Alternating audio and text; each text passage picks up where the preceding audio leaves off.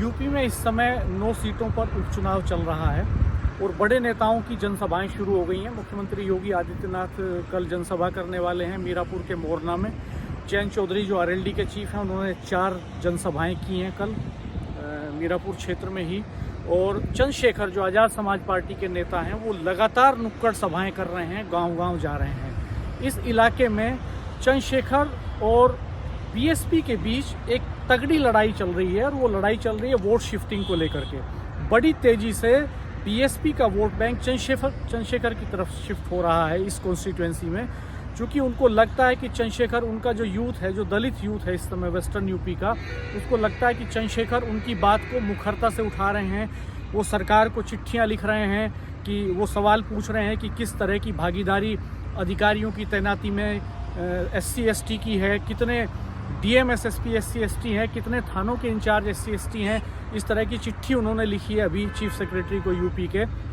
तो वो बड़ा अपील कर रही है लोगों को। दूसरा, वो संसद में जिस तरह से सामाजिक न्याय के सवाल उठा रहे हैं लगातार, तो दलित यूथ को लगता है कि चंद्रशेखर मुखरता से उनकी आवाज़ उठा रहे हैं। दरअसल उनको एग्रेशन चाहिए अपने नेता में, दलित यूथ को, जो एक वक्त में कांशीराम जी जब मायावती को प्रोजेक्ट कर रहे थे, तो मायावती के जो भाषण थे या जो उनका राजनीति करने का पैटर्न था, उसमें एक तरह की आक्रामकता थी। तो जो समाज का पिछड़ा तबका है, जो दबा कुचला तबका है, वो आक्रामक और तेवर वाला नेता पसंद करता है। तो इस तौर पर चंद्रशेखर उनको सूट कर रहे हैं यहाँ पर, और बड़ी तेजी से शिफ्टिंग हो रही है यूथ की चंद्रशेखर की तरफ। और अब तो यूथ कन्विंस करने लगा है बुजुर्गों को भी, क्योंकि वेस्टर्न यूपी की बेल्ट में अब जब एक गाना आया था कि ताऊ हट जा पाछे ने, तो वो उस वक्त जो है ताऊ का ज़माना चला गया था और यूथ के हाथ में कमान आ गई थी। तो यूथ अब डिसीजन मेकिंग कैपेसिटी में है, फैमिलीज के अंदर भी।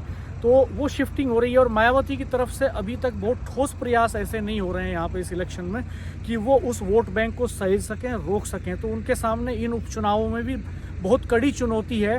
क्या मायावती चंद्रशेखर के सामने कहीं टिक पाएंगी या नहीं टिक पाएंगी? अब तो बल्कि एक सवाल ये भी पब्लिक डोमेन में है, जब दलितों के बुजुर्गों से बात करते हैं तो ये भी कहते हैं कि बहन जी को अब समय रहते आकाश आनंद को लॉन्च करना चाहिए। तो वो नए ज़माने के नेता हैं, पढ़े लिखे नेता हैं, तो वो शायद कुछ कर पाएँ बेहतर।